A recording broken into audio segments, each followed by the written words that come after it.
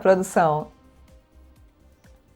Então vamos lá, Camila que vem contar pra gente sobre um podcast que o Metrópolis está lançando, é um podcast que fala sobre ônibus elétricos e eu quero ouvir dela, não vou nem chamar nenhuma cabeça, não vou falar nada, quero ouvir dela sobre do que se trata, enfim, sobre esse podcast do Metrópolis. Oi Camila, boa tarde. Oi Neila, boa tarde Andresa. Então, por isso que eu tava meio sumida, vocês falaram em outras edições do programa, né, que estavam sentindo minha falta. Eu e a Amanda Barradas, que é produtora aqui também no Metrópolis, a gente estava fazendo um mergulho aí nesse mundo dos ônibus elétricos, para falar sobre os desafios, os impactos dessa transição, né, que é chamada da descarbonização da frota de ônibus, que é de fato trocar os ônibus atuais, que são ônibus movidos a combustíveis fósseis, por ônibus elétricos, que são ônibus que têm várias vantagens. Eles são consenso entre os especialistas com quem a gente conversou, são mais silenciosos, zeram as emissões de gás carbônico que poluem o meio ambiente, e também do material particulado, porque aí o impacto não é só para o meio ambiente, mas para todo mundo. Mesmo quem não anda de ônibus acaba sofrendo o impacto do material particulado, que é muito danoso à saúde, causa diversos problemas, não só respiratórios, mas também cardíacos. Então a gente mergulhou aí nesse universo e foi tentar entender um pouco mais. Mas um ponto que chamou a atenção, que eu quis trazer aqui, que eu acho que tem tudo a ver com o contexto, Andresa e Neila, é que os dados sobre os ônibus elétricos, a falta deles, na verdade, é um dos principais desafios que a gente enfrenta hoje para essa transição, né?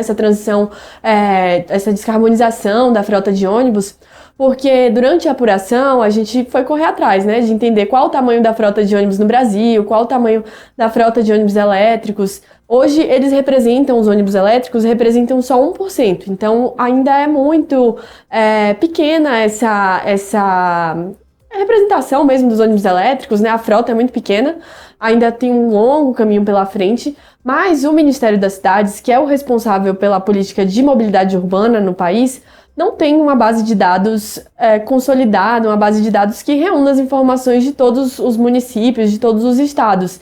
Então fica muito difícil você liderar, enfim, guiar uma transição, uma descarbonização, uma política que seja de mobilidade urbana. Não precisa ser nem falando de transição mesmo energética, quando você não tem dados reunidos ali sobre essa questão, né? A gente conversou com especialistas que falam que realmente é um calo, enfim, um problema que a gente enfrenta hoje no Brasil, essa falta de dados reunidos, uma base de dados que permita, que baseie essa política de mobilidade urbana.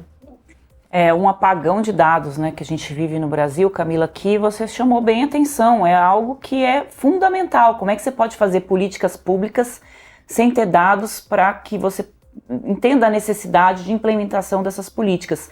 Tem um ponto também, não sei se você vai tratar no podcast, que eu também vou assistir e vou ouvir hoje com todo mundo aqui do Metrópolis, né, a partir de hoje, que é a questão das baterias também. Eu estava até conversando com o Edu esses dias, né, que é um grande problema também ambiental. O que você faz com essas baterias, né, que são utilizadas em carros elétricos, ônibus elétricos ou bicicletas elétricas, que você também tem cada vez mais a bicicleta elétrica? Como é que você descarta, né, esse tipo de componente ali que tem um tempo de vida útil também, né? Camila, onde é que a gente encontra o podcast? Já está todo ali ou vai ser em capítulos, que nem as nossas séries preferidas? Não, já tá todo o conteúdo já tá disponível tanto no nosso canal, dá pra maratonar, o episódio já tá completo, tá disponível tanto aqui no nosso canal do YouTube, então depois que terminar o contexto, dá pra correr ali e já ouvir o podcast, e também no Spotify, pra quem quer ouvir no carro, fazendo outras coisas, também tá disponível pra quem prefere ouvir no Spotify. Só jogar lá Uma Lenta Mudança de Rota, que o material já aparece, tem uma matéria também no site, então o material aí se complementa. Joia, vamos ver um trechinho então? Vamos ver, Maria? Mas ainda há quem não notou ou nem sequer teve a chance de entrar em um. Eu ainda não andei. Não, geralmente eu não sinto muita diferença não, né? Não, nunca. Não, nem sei como é que funciona. Só ando de ônibus normal mesmo. No Brasil, aproximadamente 1% dos ônibus são elétricos. De 107 mil ônibus em circulação, pouco mais de 1.000 são desse tipo. Esse número é da plataforma eBus Radar.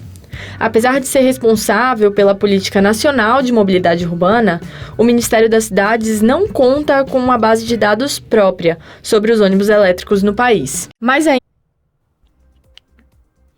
Muito bem. Então, a partir Ficou lindo, de hoje, né, o material? Ficou o material, ficou muito bem editado, a arte linda. Você sabe que tem uma questão dos ônibus elétricos, não sei se vocês entraram nisso, Camila, que é uma guerra entre a China e os Estados Unidos, porque você tem que ter a eletrificação dos ônibus, né? Tem uma lei aí no país. E em São Paulo, os Estados Unidos não têm essa tecnologia, mas a China tem. Só que os Estados Unidos querem tentar encontrar um outro parceiro para São Paulo, para a cidade de São Paulo, que é, imagina a quantidade de ônibus que tem ali para ser trocados, só para a China não poder pegar esse mercado. Então chegou um momento ali, segundo eu apurei, que o prefeito de São Paulo, cada hora era chinês e americano, procurando ali para um não tentar deixar o outro ocupar esse negócio. Então tem uma guerra ali que a gente está assistindo amplificada aí, mas que tem muito a ver também com essas relações comerciais, né, entre os países. Né? Muito bem, né, Camila? A gente não... Eu ia falar que a gente não entrou especificamente nesse ponto no podcast, é muita informação para a gente passar para quem quer entender um pouco mais disso, mas eu acho que já fica a dica aí para um segundo episódio. Pois é.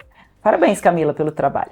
Parabéns e vamos acompanhar canal do YouTube e também no Spotify. Obrigada, Camila. Bom fim de semana. Obrigada, bom fim de semana para vocês.